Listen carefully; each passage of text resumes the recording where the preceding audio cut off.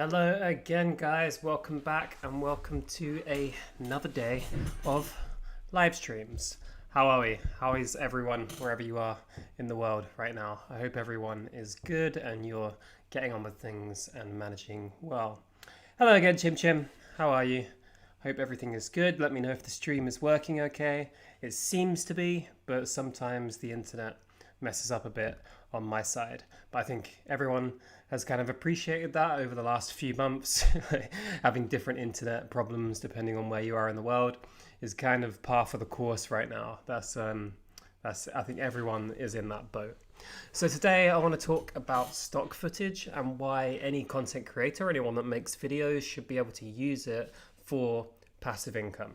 It's something I started doing a couple of years ago when I was trying to diversify away from just making money on YouTube.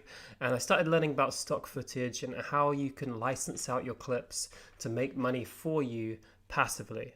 I've covered this on my other channel, The Life of Jord, before, and I've made a couple of videos about it, which I'll link in the description.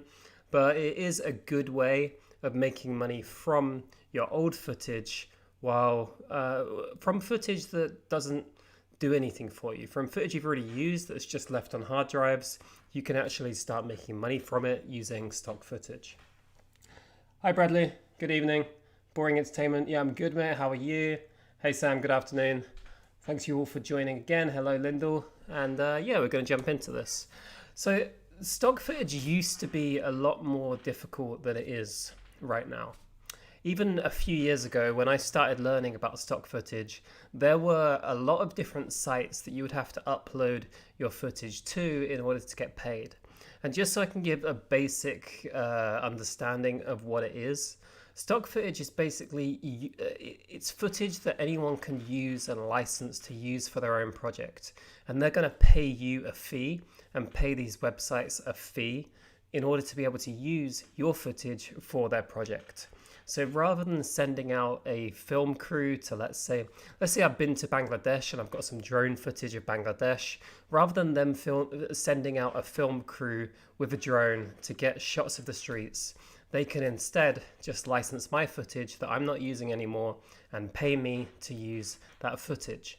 Now, if you wanted to go directly to all of the people around the world that wanted to license it, obviously that would be very difficult. So instead you have these stock footage websites and these stock footage platforms that are kind of a marketplace for footage. Think of it as a YouTube, but for paying for footage. Someone would just go on there, search for a clip, and then they'd be able to download it. It used to be a lot more difficult with sites like Getty Images and Shutterstock and Pond5, Adobe Stock. You'd have to do all of the keywording and metadata and upload to all of them individually, which would take a lot of time because you're putting a lot of time in up front without getting paid for any of it up front. So you'd have to edit all of your footage, upload all of that footage to all these different sites, and then maybe you get paid for it. As it goes, now Blackbox is a way you can actually do this all at once instead. And I'm going to show you the website here right now. For those of you that are on Blackbox, you might know it already, but it's basically it's a platform to aggregate all of the different stock footage sites together. You just upload once, and then Blackbox distributes it to all of the other sites. And I started using them a couple of years ago. When I found out about them, I thought, great, that means I only have to upload once. And then, as they say here, we help video creators with creative and financial freedom, turn your skills into recurring revenue. So this is the idea of it. Your old footage that's on old hard drives, you can send that to Blackbox, and then they'll distribute it to the other stock footage sites. And it's completely free. You can just get started with it and go on it straight away. Now, the beautiful part about it for me is that I don't even edit any of that footage at all. So I'll be working with curators on Blackbox and with other people that will edit my footage for me, send it off to Blackbox, and then do all of the metadata and keywording for free as well. So I do none of the work, and I've now uploaded, which I'm going to show you in a minute, I've now uploaded over 4,000 clips of stock footage without doing any of the boring metadata and keyword side of it. That for me is like the only way I could possibly do it, because I don't want to spend my time doing all the metadata and keywording. That just doesn't sound fun to me. But if I've got all of this footage on my old hard drives, I'd rather have it up on the stock footage sites so it can start making money from me. And that's where Blackbox really comes in. And I think anyone that is a content creator may as well take advantage of it, because if you've got a bunch of footage on your hard drives that's doing nothing, it's much better for you to have it on Blackbox and have it on stock footage sites if it can at least make some money for you.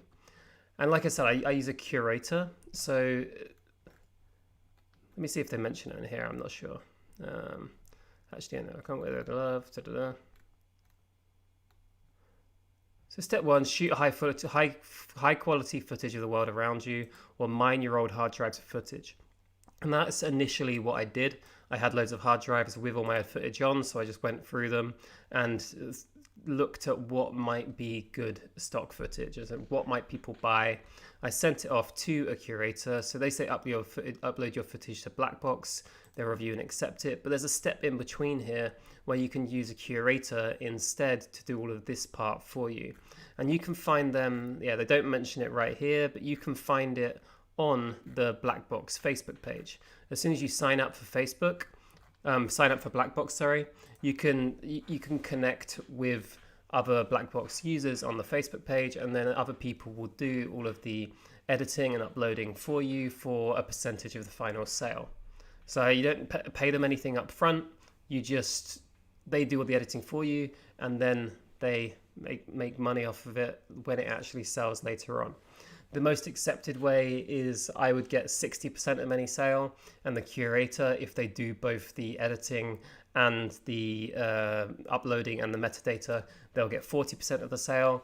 If I do the shooting and the editing and then they just do the metadata, they only get 20% of the sale.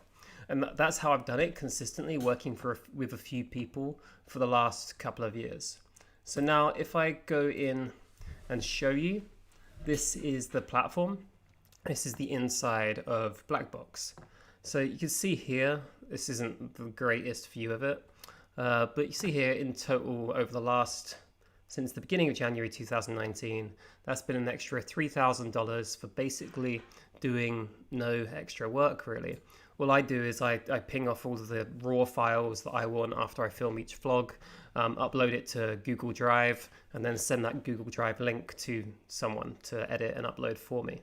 And as you can see, each month it's been pretty consistently I guess on average between $100 and $300 there, $350 there. So maybe, I'm not sure what the overall average there would be, but it looks like a reasonable $150 to $200 on average each month for the last year and a half. You see some months do better than others. So for whatever reason, I had footage that sold better on these months. And I mean, it's just worth it in my eyes. It's just worth sending off your footage to someone so they can edit and upload it and get it up. And then you can start making passive income from it. I'm not sure if I'll be able to go back a little bit further, if I can see.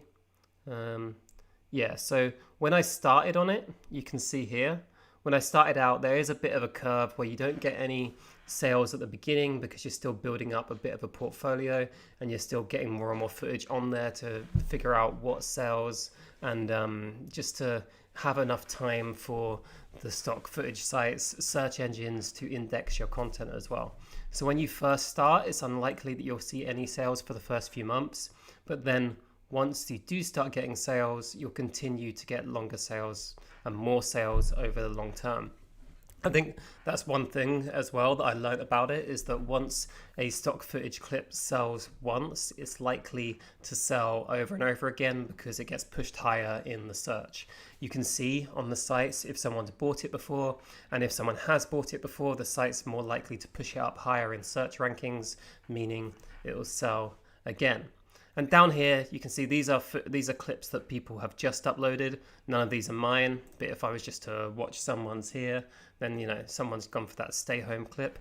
Probably using a phone there. It doesn't look very stable, but maybe that'll still sell.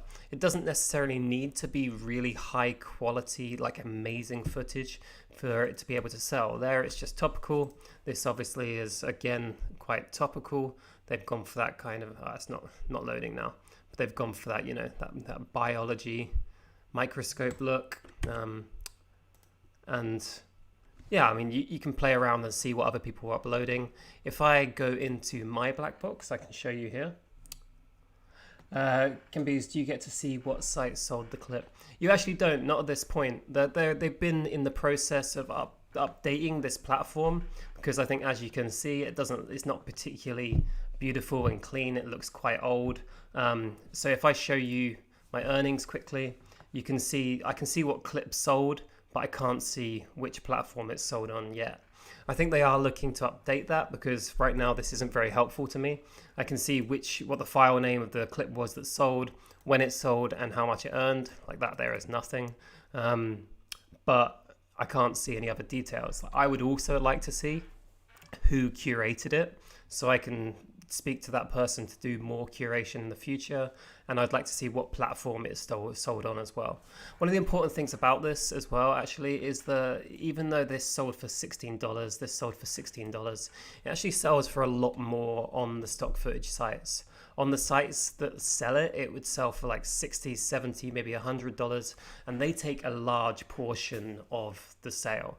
They take like 60% or 70%, but it wouldn't sell anyway. It wouldn't sell if it was just gathering dust on my hard drive. So something is better than nothing. So I'm going to take a little step back here. So this is the first tab here, is the workspace. If you uploaded to Blackbox directly and then you wanted to go in and edit all the metadata, this is where it would be. So that's where you'd set your, I don't have an example to show you right now, but this is where you'd set your title, the tags, and what type of content it is. Then curation, that is if you are curating someone else's content. So even if you don't upload videos yourself and you wanted to start building up a portfolio just by doing curation of other people's stuff, like let's say you just wanted to, all you'd have to do is look at the clip, give it a title, write correct tags, and then you'd be getting 20% of each sale. That's where it'd be here. In submitted content, this is all the footage that I've put up ever. And again, like I said about the platform, like it works, but it's not particularly intuitive. It's quite basic here, but you can see all of the footage that I've ever put up, and then the like index going back here, and I could search for whatever I wanted to. So maybe if I search for North Korea, let's see if this work comes up. Yeah, I mean, oh yeah, there you go. So then you can see all of the footage that I've uploaded originally. And if I just wanted to go and show you this clip, that's a clip of the airport in Pyongyang that could potentially sell. And I mean, this has been quite good selling clips. That's good English. These have been quite consistent in sales for North Korea footage, because it's footage that a lot of people don't have. And that's one of the things about stock footage that is great. If you have footage of somewhere or something that not a lot of other people have, then even if it's not the best quality, like most highly cinematic footage or whatever, you'll still get consistent sales, because people will use it in things like Facebook videos and YouTube videos and even news broadcasts. They just need a clip of North Korea airport, for example. And then, yeah, you can see I've got over 4,500 or 4,300 right now. And I've done almost none of the uploading here. Like all of mine, you can see here, my percentage is always 60%, because I let someone else do all of it. If you go into the collaboration, these are the different people that I've worked with over the past. So that's how you set up a project. And then within the marketplace, you could go and find other people that you wanted to work with as well. And like, here you go, this person's saying, I need someone to tag my videos. So I could say, become a curator, and just type out the tags for his videos for a share of the sales for 20%. So even if you don't have videos, it is a good way of potentially making passive income just by doing that curation. Now going back here to sorry, I did just see a question there. How do you differentiate from commercial and editorial? So commercial is basically footage that could be used for any brand or company, footage that could be used for turning a profit. And there's So for those of you that don't know, there's two distinctions in stock footage: commercial footage and editorial footage. And commercial footage usually sells more often because it is footage that anyone can use for any project. And it means basically it's footage that someone wants to use for a brand or an advert or for something they're going to make money off of. And in order for it to be commercial, it needs to have no discernible logos, or like you need to be confident buying that footage that you're not going to get anyone coming back and making any copyright claims or legal claims on the back of it. So if it was a commercial clip, if it was a clip that had someone else's intellectual property in the background, like a logo or a private property or something that you don't have permission to film, then you couldn't put it down as commercial. That's the main distinction there between commercial and editorial. Editorial can be any footage that you film that you don't necessarily need to have permission for to film, if that makes sense. I made a bit of a hash of explaining that, but I hope that makes sense. Editorial footage is just filming anything on the street, and you don't need to have permission to film those things. If it had a logo in it, and you didn't have permission of the person that owned the logo, you could put that down as editorial, and you can still make money off that, even though you don't have permission. You don't have model releases, which is what you would also need for commercial footage. You need the permission of the person you're filming. Even if you don't have all of those permissions, you can still make money off editorial footage, because that's what news companies and news sites and Facebook pages again, and anyone like that uses that footage. For example, I just saw it here. This clip that has just sold for $16 last week. It's just a shaky clip outside the window on the bus in North Korea. And, there you go. So this clip here is just shaky footage out of a bus window in North Korea. It's got loads of people's faces in. I don't have any of their permission, so it was down as editorial, and it can still be sold to news sites. That's the distinction. Anyway. Good afternoon, Julian. How are you? Good to see you again. Do you get to see each tags made for a video? So I can see that for my own tags. I can't now once it's uploaded, because again the platform is kind of old. So it's not old. It's only a couple of years old, but it's quite basic. So I can't actually see the. Got that wrong. Yeah, I can see the tags here. I was going to say I can't see them, but yeah, I can. You can see all the keywords in here. That's all the tags for each of my videos. I've never gone back and looked at them afterwards, to be honest, because once they're up and I forget about it. But when you do actually get someone uploading them, you'd have to go through and approve, and I'd click approve. And at that point, you can check someone's tags and edit them and add whatever you want. So if you want an example here, this is an editorial clip of people walking through Canada. So they ticked editorial, which they've got the date and the place. Title, happy young people hiking in the mountains, looking back and smiling. They haven't put Canada and Whistler into the description because that's already in the editorial data. And then all the keywords in here to make it easily searchable.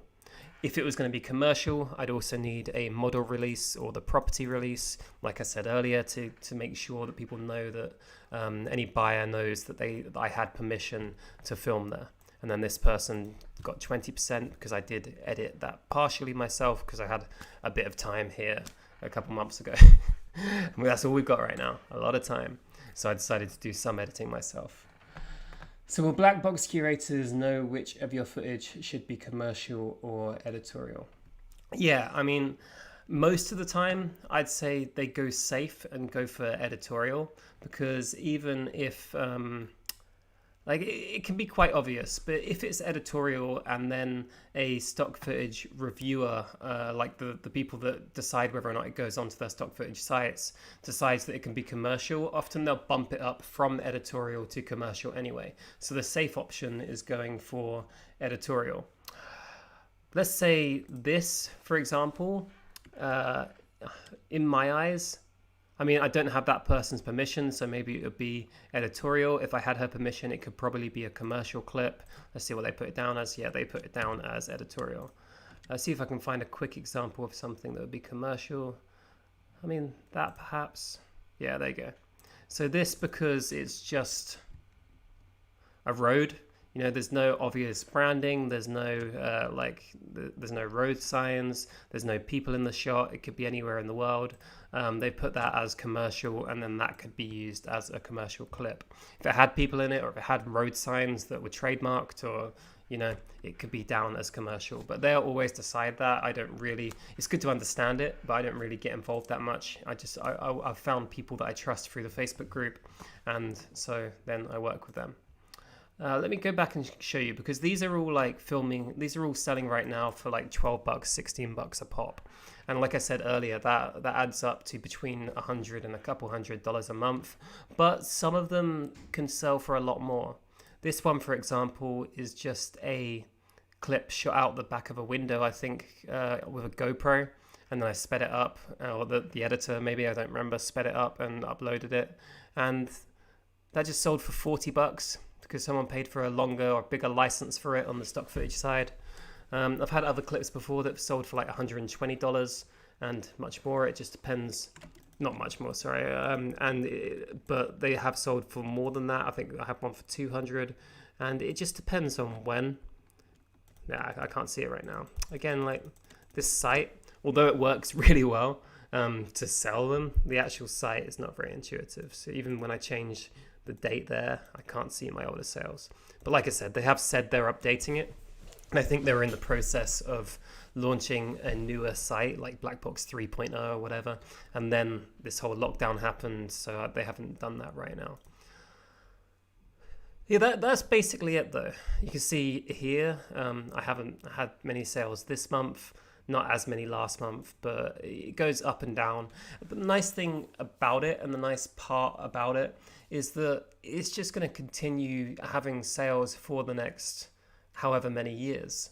Like, you can have topical content, like a lot of people here are going for the topical content right now, which will sell well right now for sure. Like, if you were at a protest or if you had some of this footage, it would be a great time to upload it, because news companies are looking for this sort of stuff and it will possibly sell right now. But then footage, for example, like this, that if you're creating a travel channel, you might have footage like this, or you will have footage like this in the future.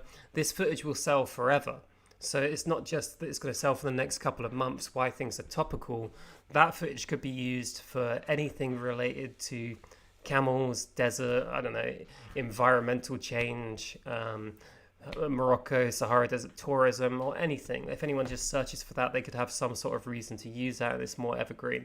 So from uploading more B-roll rather than topical stuff, I say you should have a balanced portfolio of footage of both.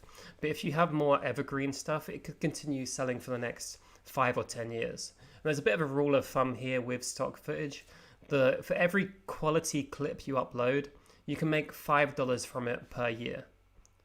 So, that it depends on what your definition of quality is. And obviously that hasn't worked for me right now. I've got 4,000 clips up and I've made like $3,000.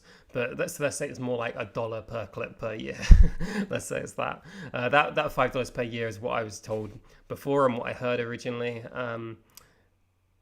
But it's more worked out as $1 per year for me. But even if you see it that way, like $1 per year per clip you upload is better than nothing. And if you've got footage on your hard drives that's not doing anything for you, you may as well put it up, because that could be consistent income for the next 5-10 years. The other thing I would say around this as well is, if you can, then shoot as high as possible, because if you're shooting in HD and uploading stock footage in HD right now, then it will continue selling maybe for the next few years, or as long as all the projects are still in HD, as in 1080p, which most things are right now. But more and more people are switching towards filming in 4K and editing in 4K. And so as time goes on, more footage will be bought in 4K and less will be bought in 1080p. Right now, HD sales are still way bigger than 4K sales, because if something sells in 4K, you'll get like $100, $200 for it, where if it sells in HD, that's where you saw those like $15 coming through. But in the next 10 years, that's going to change. More footage will be sold in 4K. So if you can shoot in 4K and upload your footage in 4K, you'll be future-proofing for longer term. It might be that some of my clips that I've uploaded in 4K, which I tried to shoot everything in 4K these days, will still sell in 10 years' time. That's the plan, anyway. So, sorry guys, just saw some more questions. So you got to check they've done it correctly before submitting. Yeah, you can. Like, I trust the guys I work with now, and I've worked with a bunch of different people over the past, some that have been good, some that haven't. But yeah, you can check it when they do upload it. It'll pop up exactly like this, except for there'll be 3 different options here to submit, edit, and delete. I keep doing that. It will look exactly like this, except for there will be 3 options here to submit, edit, and delete. And that'll be, then you just go through and submit, or edit if you want to change things. But yeah, you can check it all before anyone uploads it for you. So what exactly determines the price of the footage? This is like it's a contentious topic. And one of the great ways to learn about stock footage, and the way I learned about it, is just on the Black Box Members Facebook group, because that question's been asked a lot, and loads of people always have their own opinions on what exactly determines it. But in short, it's the websites that decide the price. So when Black Box sends all of this footage through to the different sites, and I think they upload to, I can just double check it here, but I think they upload to Pond5, Adobe, or Adobe, however people want to say it, Shutterstock, and a couple of others. They decide on that side, once those sites receive the footage, what price to set for it. And I'm just going to share the screen again here. They decide, and then they set the price. So here you go, if you can read that here. So Black Box take 15% of net sales, and only when your content sells, for acting as the intermediary. So then on an $80 clip sale, so let's say that was Pond5 set the price as $80, the stock agency takes 60%, leaving $32, 40% for the contributor commission. So Black Box gets $4.80, and you would get $27.20. So Black Box takes 15% of the 40% that you would receive from the stock footage site. So if you wanted to go and upload individually to all the stock sites, then you would be getting an extra 15% each time, which equates to around that each time. It depends if that's worth it for you or not. For me, it wasn't. It's easier just to do this and let other people do it. Yeah, Shutterstock, Adobe Stock, Pond5, and Vimeo Stock, and they all set the pricing depending on the level of quality of the clip, how rare it is, where it was shot, what it was shot with, what kind of camera they used, if it's 4K, 8K, that kind of thing. Yeah, and then they just pay out every month on the 20th of each month via PayPal. And that's been every month like clockwork, straight into my PayPal account. And it's really, really, really easy. This is it's got all the answers about everything here. So I would just go across to the actual Black Box site, and then you've got all of the information, you've got videos about it. This is the front end site, and then the back end site is here once you apply and you get approved. They do actually have quite a strict application process. So once you apply, they're going to ask for a portfolio of your work, which can just be your YouTube channel, or it could be a single video which you've edited together with all your best clips. I'd probably do the latter. I would say edit a like 1 to 2 minute highlight reel of all your best clips, send it to them, and they'll just look at that and approve. I know people that haven't been approved for it, but I'd say maybe just like they didn't put loads of effort into the application.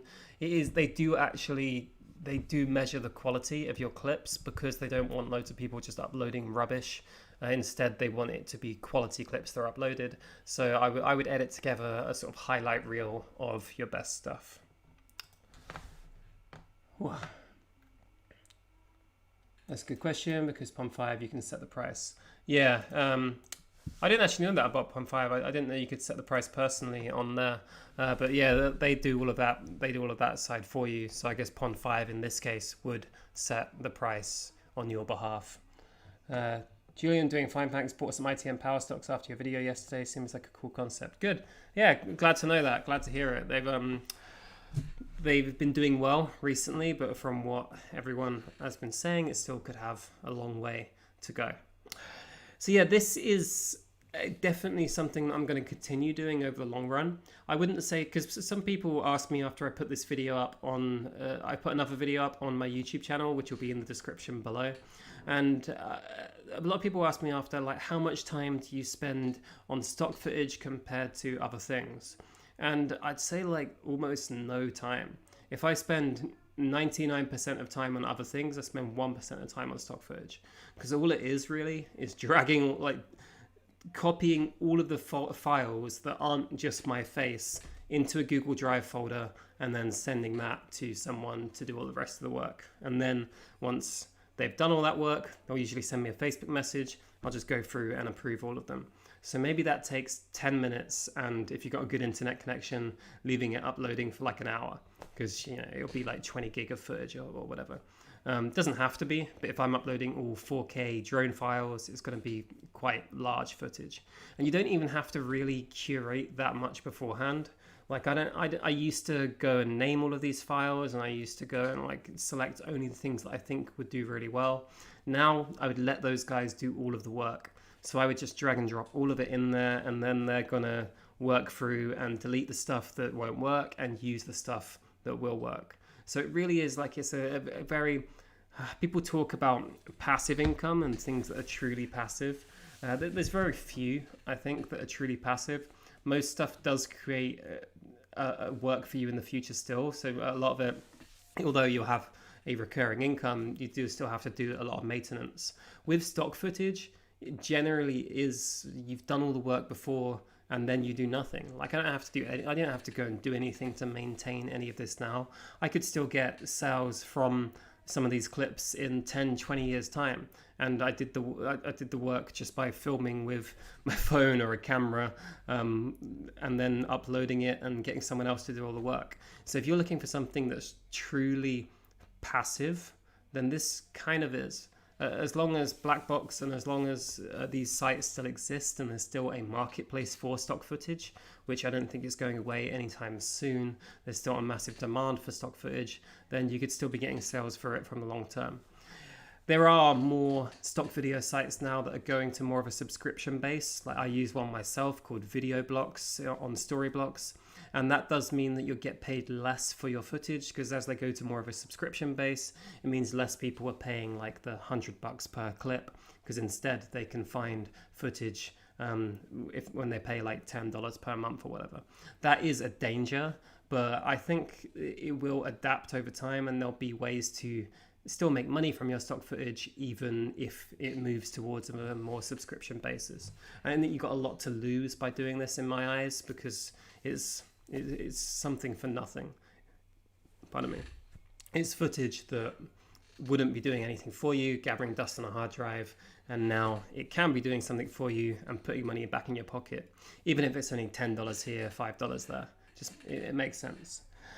So I'm going to be doing a lot more videos like this in the near future, showing you how, I was just scrolling through here, so I'm going to be doing a lot more videos like this in the future, showing you how I make money from video, and that's also what part of this channel is about. I want to show you how I make money through video, and then also how I'm using that money to try and make more money for myself as well. That's really the two core parts of this channel. I would also say that over the last couple of weeks, I've started telling you about the new platform that I've been putting together, the Creators Tribe. And if you are interested in that, there's a link in the description below. It's not ready to be launched right now, but I have set up a early access page for anyone that's interested in. The website is going to be creatorstribe.co. So if you're interested, go across to creatorstribe.co. you can start getting access to this platform, and I'm going to start sending out some of the exclusive videos we've been making for this over the past few months. I'm going to start sending them out as a thank you for joining the early access. You'll get access to some of them before we actually launch, which will be on July 1st. So if you're interested, go check it out, and you'll see some of what I'm trying to do there. If you have any questions, then let me know. For now, like that is about it. The truth is, actually, I didn't have this planned at all. Like for the other ones I've done more recently, I had the slides and I had them all like lined up because I wanted it to follow a structure. For this one, I just sort of threw it together because I still wanted to get a live out. But actually, I've been working really hard on the Creators Tribe, and I've got so many videos to get up and edit for the course I built on there, the masterclass, which is part of it.